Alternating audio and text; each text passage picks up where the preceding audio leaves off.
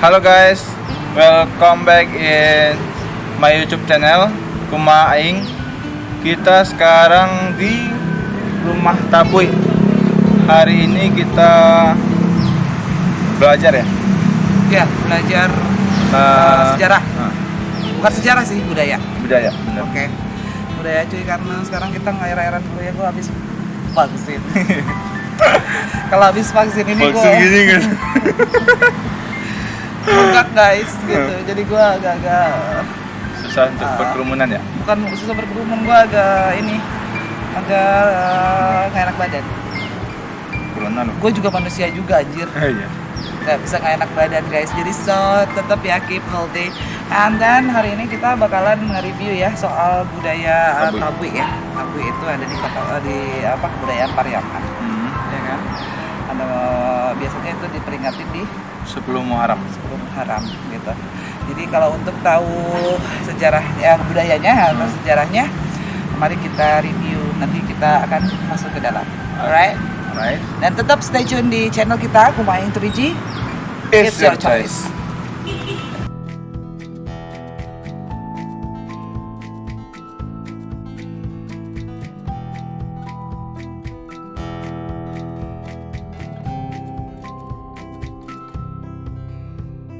Hai guys, jadi hari ini gue lagi ada di apa cuy? Di rumah Tabuy, Pariaman. Di Pariaman, tepatnya ada di kota Pariaman.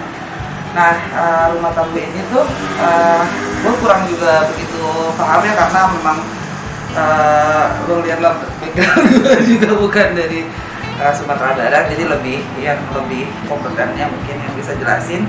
Sudah ada di samping gue ada Mbak siapa Mbak? Mbak Anissa ya, oke Mbak Anissa, saya Didi. Iya. Nah, makasih sama waktunya. Jadi kita mau nge-review nih sedikit soal budaya. Ini kan termasuk budaya ya? Iya. Masuk budaya Pariaman. Apa namanya? Memang budaya Pariaman? Iya, Pariaman, memang ya? budaya Pariaman. Oke. Jadi mungkin kalau misalkan mau tahu penjelasannya guys, jadi mungkin bisa kita tanya-tanya sama Mbak Anissa ini. Oke. Jadi gimana Mbak? Nah guys, kali ini Kuma Aing 3G bakalan ngebagi atau share soal salah satu budaya ya atau kebudayaan namanya Festival Tabuy. Festival Tabuy merupakan sebuah perayaan tahunan masyarakat Sumatera Barat untuk memperingati wafatnya cucu Nabi Muhammad SAW, yaitu Husain bin Ali yang gugur di Perang Karbala pada tanggal 10 Muharram. Festival ini sangat populer di kalangan masyarakat Pariaman dan telah berlangsung sejak abad ke-19 Masehi. Selain memperingati wafatnya cucu Nabi Muhammad SAW, Festival Tabuy juga merupakan wujud syukur dan perayaan atas datangnya bulan Muharram. Tabuy sebenarnya berasal dari kata tabut yang memiliki arti kotak kayu. Menurut sejarah dan riwayat Nabi, setelah meninggalnya cucu Nabi, jenazah Husain dimasukkan ke kotak kayu dan dibawa terbang ke langit oleh makhluk yang disebut burak. Burak digambarkan sebagai makhluk berbentuk kuda yang memiliki sayap, bisa terbang dan berkepala manusia. Setiap tahun, masyarakat Pariaman membuat tiruan burak dengan tabut di punggungnya untuk mengenang peristiwa saat jenazah Husain diterbangkan ke langit oleh burak. Masyarakat Pariaman juga sudah melaksanakan festival budaya ini secara turun-temurun sejak sekitar tahun 1826 sampai dengan 1828 Masehi. Namun, pada saat itu, festival ini masih sangat kental dengan budaya Timur Tengah karena terpengaruh budaya Islam yang dibawa oleh pedagang India yang berdagang di kawasan Sumatera. Kemudian, pada tahun 1910 Masehi terjadilah kesepakatan antar nagari. Nagari ini adalah kesatuan masyarakat tingkat desa untuk melaksanakan festival ini dengan menyesuaikan dengan adat Minangkabau. Festival Tabuy ini yang diselenggarakan sampai saat ini. Awalnya festival Tabuy hanyalah satu, yaitu Tabuy Ipasa. Namun seiring dengan berjalannya waktu, pada tahun 1915 muncullah kesepakatan baru antar nagari untuk melaksanakan festival serupa di daerah seberang yang disebut Tabui Subarang. Hingga saat ini, Festival Tabui terdiri dari dua jenis, yaitu Festival Tabui Pasa dan Festival Tabui Subarang. Hal yang mendasar yang membedakan keduanya adalah lokasi pelaksanaannya saja. Selebihnya, semua prosesi keduanya tidak ada yang berbeda. Nah, aku bakalan informasiin juga nih rangkaian prosesi-prosesi Festival Tabui ini. Ini biasanya ada 7 langkah, yaitu yang pertama, mengambil tanah pada tanggal 1 Muharram. Kedua, menebang batang pisang pada tanggal 5 Muharram. Yang ketiga, ma'atam pada tanggal 7 Muharram dan dilanjutkan mengarak jari-jari pada malam harinya. Keempat, ritual mengarak saroban pada tanggal 8 Muharram. Ritual tabui naik pangkek itu merupakan ritual yang kelima. Dan yang keenam, hoyak tabui. Dan yang terakhir, ritual yang ketujuh, melarung ke laut menjelang maghrib. Nah, ritual tabui naik pangkek merupakan puncak festival tabui yang dahulu selalu dilaksanakan tepat pada tanggal 10 Muharram. Namun saat ini telah berubah dilaksanakan dalam rentang tanggal 10 hingga 15 Muharram. Setiap tahunnya festival ini sangat menarik antusias masyarakat dari seluruh penjuru Sumatera Barat dan para pariwisata domestik maupun mancanegara. Pantai Gondaria yang menjadi tempat pelarungan seolah menjadi lautan manusia yang biasanya guys kalau pas lagi ada momen festival ini berlangsung. Nah, untuk beberapa tahun ini karena memang pandemik, jadi festival ini belum bisa gue share ya sama kalian karena eventnya masih belum ada, menimbulkan kerumunan. So mungkin next time gue bakalan kasih videonya di channel gue yang berikutnya kalau seandainya festivalnya sudah dilaksanakan lagi. So guys, gue bakalan jabarin nih beberapa ritual-ritualnya. Jadi gue share gitu beberapa prosesi yang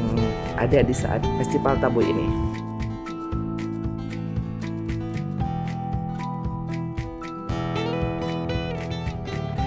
Daraga merupakan areal atau tempat yang dimitoskan sebagai makam Hussein. Dalam Daraga, aktivitas ritual yang utama dilakukan adalah ma'atam. Dalam Daraga diletakkan tanah yang diambil dari sungai, kemudian benda-benda yang menjadi bagian dari prosesi seperti jari-jari, bendera, batang pisang, dan tebu. Daraga adalah sebuah tempat persegi 4 tanpa atap dengan ukuran sekitar 4 x 4 meter. Setiap sisinya dipagari dengan batang paru puak atau sejenis pimping setinggi 1,5 meter. Sisi bagian depan dibuat pintu untuk masuk. Di dalam Daraga dibuat bangunan dari bambu seperti kubah setinggi 1,5 sampai 2 meter yang ditutupi dengan kain putih. 3 bidang sisinya ditutupi dengan bilah-bilah bambu, sedangkan satu sisi dibiarkan terbuka. Kubah ini disebut dengan kuburan atau makam Hussein.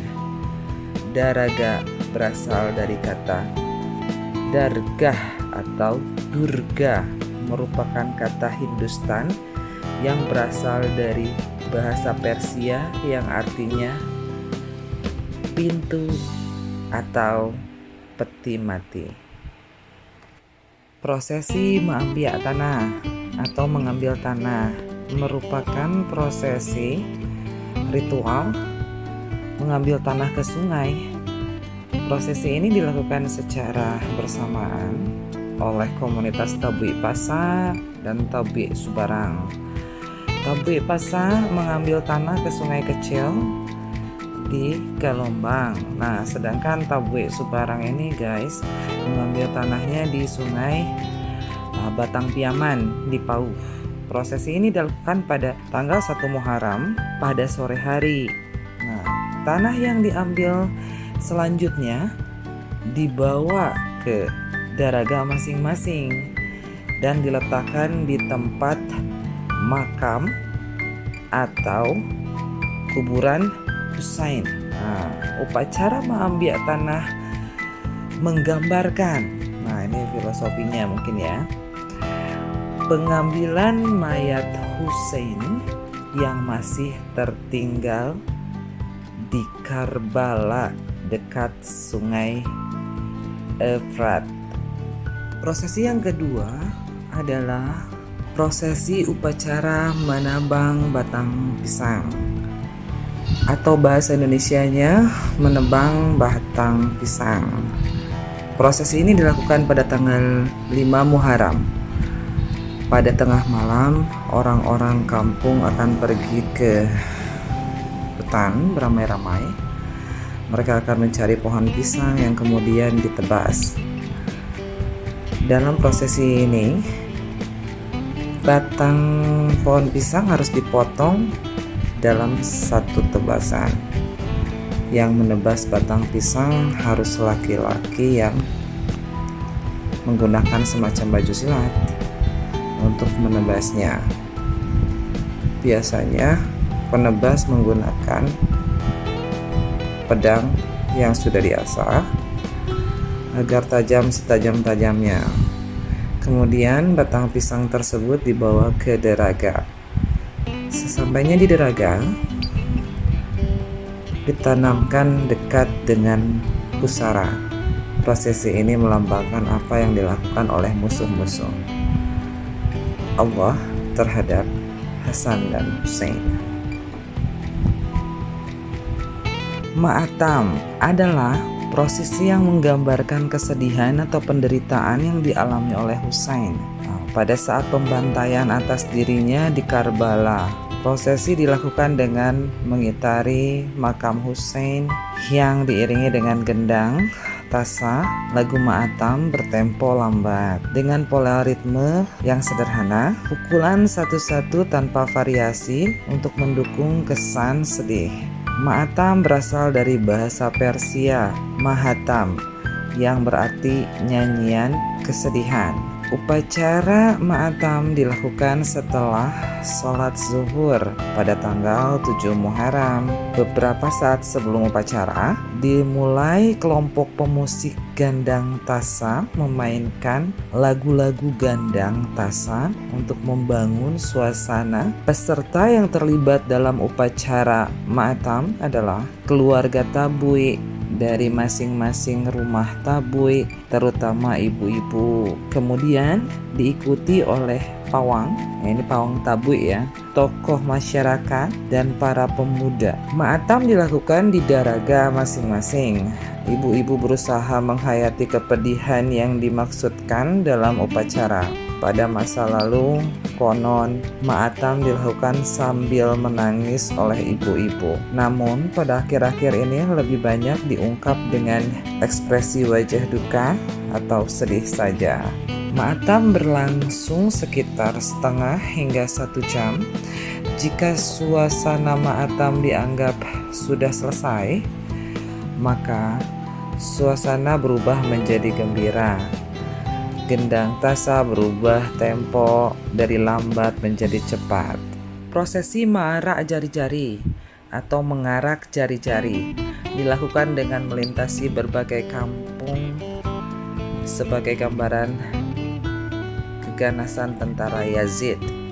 Mengarak jari-jari ditunjukkan untuk mengundang rasa simpati dan kedukaan kepada orang banyak. Karena jari-jari diusung digambarkan sebagai jari-jari Husain yang terpisah dari tubuhnya. Upacara ini dilaksanakan pada malam hari setelah sholat maghrib tanggal 7 Muharram sebagai kelanjutan dari upacara Ma'atam. Prosesi mengarak jari-jari dilakukan oleh kedua pendukung tabui dengan mengambil lokasi di daerah sendiri dan di daerah lawan. Ketika mereka hendak kembali ke daerah masing-masing, keduanya bertemu lagi di simpang Tugu Tabui untuk berselisih. Ketika mereka hendak kembali ke daerah masing-masing, keduanya bertemu lagi di simpang Tugu Tabui untuk berselisih atau berpapasan. Ritual Ma'arak Saroban atau mengarak sorban atau turban merupakan penggambaran kembali dari para pengikut Hussein setelah menemukan sorban Hussein. Tujuan dari ritual ini adalah untuk menciptakan semangat dan mengangkat harga diri serta mendorong keinginan untuk membela kebenaran, sebagaimana yang ditunjukkan oleh Hussein dalam berperang mempertahankan haknya. Ritual mengarak saroban atau turban merupakan representasi dari tindakan para pengikut Hussein setelah menemukan sorban Hussein. Ritual ini dilakukan pada tanggal 8 Muharram. Seperti halnya dalam ritual mengarak jari-jari, maka dalam ritual mengarak sorban terjadi pula perkelahian di simpang Tugu Tabui antara kedua rombongan prosesi ketika hendak kembali pulang. Rangsangan perkelahian itu dipicu oleh suara gendang tasa untuk membangkitkan semangat heroik.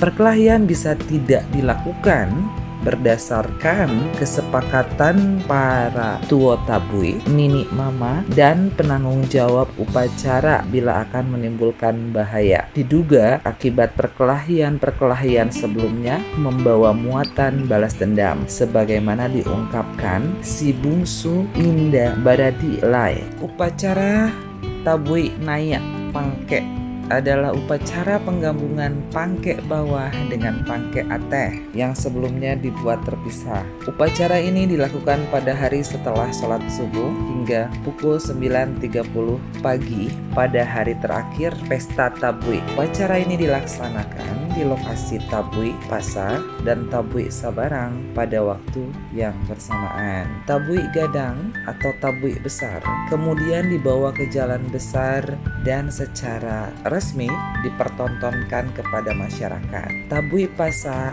ditegakkan di perempatan Pasar Pariaman, sedangkan Tabui Subarang ditegakkan di Simpang Tugu Tabui. Selama upacara itu berlangsung, gendang tasa dibunyikan di kedua tempat upacara. Proses tabui naik pangke dilakukan dengan mengangkat pangke ateh secara bersama-sama menggunakan tiang-tiang penyangga. Kemudian memasangkan ke pangke bawah. Proses penggabungan ini cukup menegangkan karena bangunan pangke ateh cukup tinggi dan berat sehingga diperlukan tali dari 4 penjuru yang ditarik oleh beberapa orang untuk menjaga keseimbangannya agar tidak rebah. Dalam proses penggabungan ini menjadi tontonan yang menarik dan mendebarkan bagi orang-orang yang menyaksikan.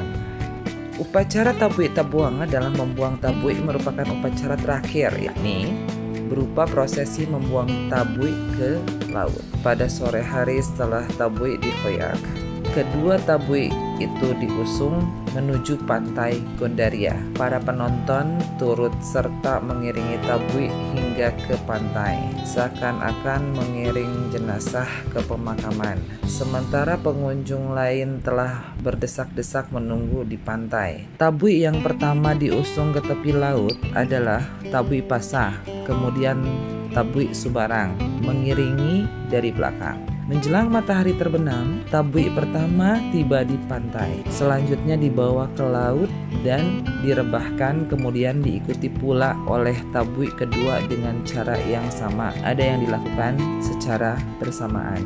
Upacara tabui tabuang merupakan gambaran mengantarkan jenazah Hussein ke pemakaman, sementara arwahnya dibawa terbang oleh burak ke angkasa atau surga. Pelarungan tabui ke laut menandakan berakhirnya seluruh rangkaian pesta tabui. Semua peristiwa yang terjadi selama pesta tabui berupa ketegangan-ketegangan emosi, cedera, dendam, dan amarah lenyap pula bersama tenggelamnya tabui di laut. Membuang tabui juga berarti membuang semua ketegangan dan perselisihan yang terjadi selama pelaksanaan pesta tabui.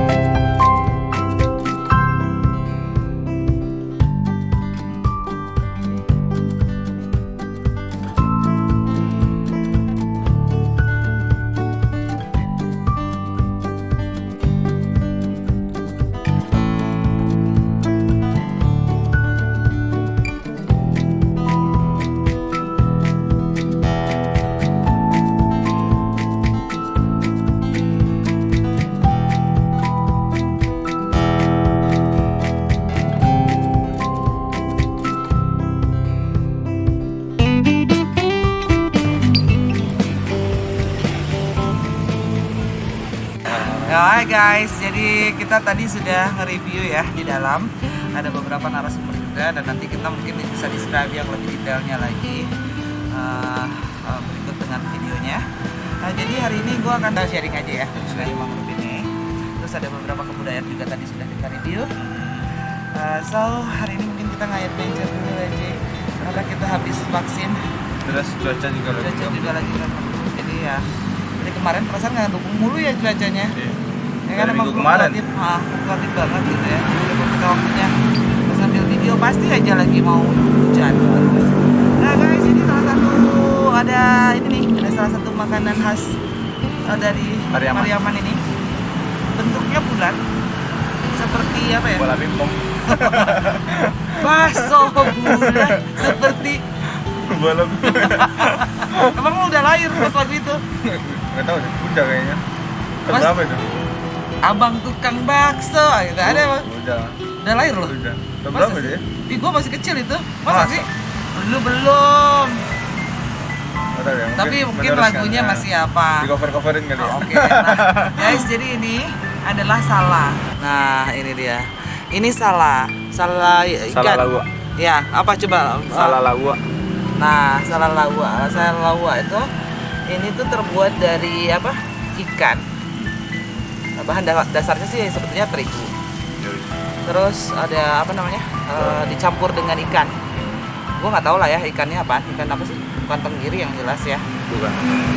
Ikan apa ya? Ikan apa ya? Ikan salah. Ikan apa sih namanya? Ikan salah ya. Ikan salah ya. Kayaknya. Oh ini salah namanya. Ya, ikan salah juga ada namanya. Ada ya? Hmm. Oh, nah ikan itulah ya. Terus kemudian dicampur dengan beberapa bumbu rempah. Salah satunya yang membuat warna kuning ini adalah kunyit ya kan. Terus dikasih daun apa tuh cuy? Yang apa tuh? Glazeri. Bukan. Apa ya? Parsley. Parsley. Kata di pizza. Tit. Di mana ini apa namanya tuh? Ada sih daun kunyit. Nah, yang daun kunyit dipotong-potongin itu. Jadi ini memang hasilnya rasanya sih asin. Kalau mungkin kalau di Jawa ini rada bentuknya sama kayak lobi-lobi ya.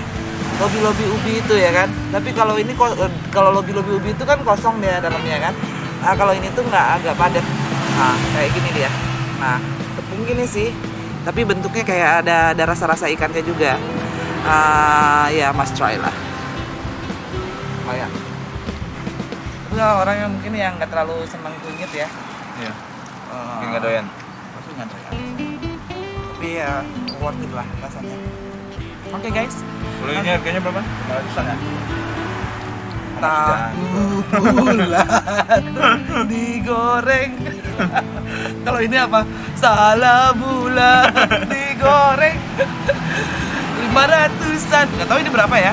Jadi pokoknya beli 10.000 lah. Nggak tahu berapa harganya. Gue juga nggak ngitung bentukan apa jumlahnya berapa. Rajin banget gua ya kan. Iya, banyak lagi kok kalau gitu. Oke, karena dia yang megang kamera itu kayaknya ngeliatin gayanya sudah seperti itu. Jadi kita lanjut, stay tune. Bye-bye.